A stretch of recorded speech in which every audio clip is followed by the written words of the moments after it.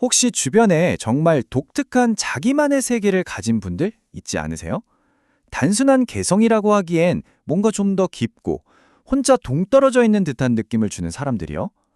오늘은 바로 그 지점, 단순한 괴짜와 심리적인 고립, 그 흥미로우면서도 아주 중요한 경계선에 대해 한번 자세히 들여다보려고 합니다. 자, 그래서 여기서 이런 궁금증이 생기는 거죠. 도대체 어디까지가 남다른 개성이고 어디부터가 실제적인 고통을 일으키는 심리적인 어려움일까요? 이 질문이야말로 오늘 우리가 살펴볼 분열형 성격 장애를 이해하는 가장 중요한 열쇠가 될 겁니다. 그럼 먼저 분열형 성격 장애가 정확히 뭔지 그 정의부터 짚고 넘어갈게요. 교과서적으로는 이렇게 설명합니다. 친밀한 관계를 맺는 걸 극도로 불편해하고 생각이나 세상을 받아들이는 방식이 좀 왜곡되어 있으며 겉으로 보이는 행동이 기이한 특징을 보이는 상태. 쉽게 말해서 사람들과 가까워지는 게 너무너무 힘들고 생각의 틀이나 행동이 아주 독특한 패턴을 보이는 거라고 할 수 있습니다. 좋습니다. 그럼 이제 본격적으로 이분들의 내면 세계로 한번 들어가 보죠. 도대체 어떤 특징들이 이 분열형 성격 장애를 설명하는 걸까요? 하나씩 차근차근 살펴보겠습니다. 가장 핵심적인 특징은요, 바로 마술적 사고라는 거예요. 이게 그냥 미신을 좀 믿는다거나 하는 수준을 넘어섭니다. 현실의 인과관계를 뛰어넘어서 내 생각이나 행동이 직접적으로 현실에 영향을 미칠 수 있다고 믿는 거죠. 예를 들면 이런 식이에요. 내가 간절히 생각하면 내일 날씨를 맑게 바꿀 수 있어. 이렇게 믿는 거죠. 어때요? 논리적으로는 불가능하잖아요. 하지만 본인에게는 이게 아주 강력하고 진짜 같은 믿음으로 작용하는 겁니다. 또 다른 예를 한번 볼까요? 그냥 평범한 길거리 표지판을 보면서 아, 저건 나한테만 보내는 비밀 메시지가 담겨 있어. 이렇게 해석하는 거예요. 그러니까 똑같은 현실을 보면서도 거기서 전혀 다른 의미를 읽어내는 거죠. 이 외에도 몇 가지 뚜렷한 특징들이 더 있습니다. 예를 들면 옷차림이나 말투가 굉장히 독특할 수 있고요. 또 감정 표현이 좀 어색할 때가 많아요. 상황에 안 맞게 갑자기 웃는다거나 아니면 표정이 거의 없다거나 하는 식으로요. 그리고 무엇보다 사람들, 특히 잘 모르는 사람들 앞에 서면 극심한 불안감을 느낍니다. 자, 이런 특징들만 들으면 이런 생각이 들기 쉬워요.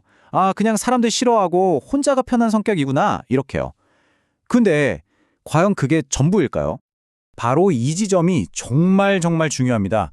이름이 비슷해서 헷갈리기 쉬운 분열성 성격장애라는 게 있거든요.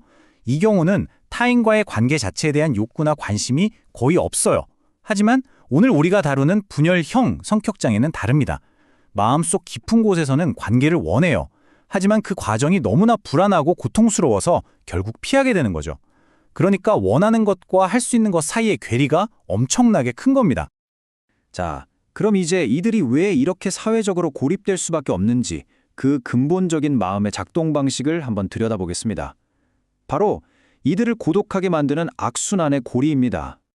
그 악순환의 한가운데에는 관계사고라고 불리는 아주 독특한 생각의 틀이 있습니다. 이게 뭐냐면요. 아무 상관없는 일들을 전부 자기 자신하고 연결해서 해석하는 경향을 말해요. 이건 단순히 남들이 나를 안 좋게 보면 어떡하지 정도의 걱정을 넘어서 저 사람들의 행동은 명백히 나를 향한 거야 라는 거의 확신에 가까운 믿음입니다. 예를 들면 바로 이렇습니다. 카페 옆자리에서 사람들이 그냥 자기들끼리 웃고 떠들고 있을 뿐인데 이걸 보고 저 사람들이 지금 나에 대해 이야기하면서 비웃고 있다고 확신해버리는 거죠. 객관적인 증거는 하나도 없지만 본인에게는 이게 너무나 명백한 사실처럼 느껴지는 겁니다. 바로 이 관계 사고에서부터 고립의 악순환이 시작됩니다. 자, 보세요. 1단계, 독특한 생각이나 행동이 본의 아니게 사회적인 어색함을 만들어요. 그럼 2단계, 다른 사람들의 자연스러운 반응, 예를 들어 좀 당황한 표정 같은 걸 자신에 대한 공격으로 오해하게 됩니다. 그리고 3단계, 이런 오해가 피해의식과 사회적 불안을 눈덩이처럼 불리고요. 마지막 4단계, 결국 사람들을 더 피하게 되고 스스로를 더 깊은 고립으로 몰아넣는 결과를 낳는 거죠. 이 순환이 계속해서 반복되는 겁니다. 하지만 이 강력해 보이는 악순환의 고리를 끊어낼 방법이 아예 없는 건 아닙니다. 이 왜곡된 사고 패턴에 맞서서 현실을 조금 더 명확하게 바라볼 수 있는 길이 분명히 있어요. 그 방법을 한번 살펴보죠. 핵심은 이거예요. 내 머릿속에 떠오른 그 생각이 감정인지 아니면 진짜 사실인지 구분하는 연습을 하는 겁니다. 이 왜곡된 생각들을 당연하게 받아들이는 게 아니라 잠깐 멈춰서 탐정처럼 질문을 던져보는 거죠. 잠깐, 이거 진짜 맞아? 하고요. 여기 그 구체적인 3단계 방법이 있습니다. 첫째, 증거 분석하기. 내 믿음을 뒷받침할 객관적인 증거가 단 하나라도 있는지 스스로에게 물어보는 겁니다. 둘째, 대안적 해석 찾기. 지금 이 상황을 다르게 설명할 방법은 없을까? 여러 가지 다른 가능성을 탐색해보는 거죠. 그리고 가장 중요한 셋째, 바로 전문가의 도움 구하기입니다. 대안적 해석이 어떤 건지 예를 들어보면 이해가 쉽습니다. 사람들이 나를 비웃는다는 생각 대신에 그냥 자기들끼리 재미있는 이야기를 하나 보내. 이렇게 다른 가능성을 열어두는 거죠. 이것만으로도 불안을 크게 줄일 수 있습니다.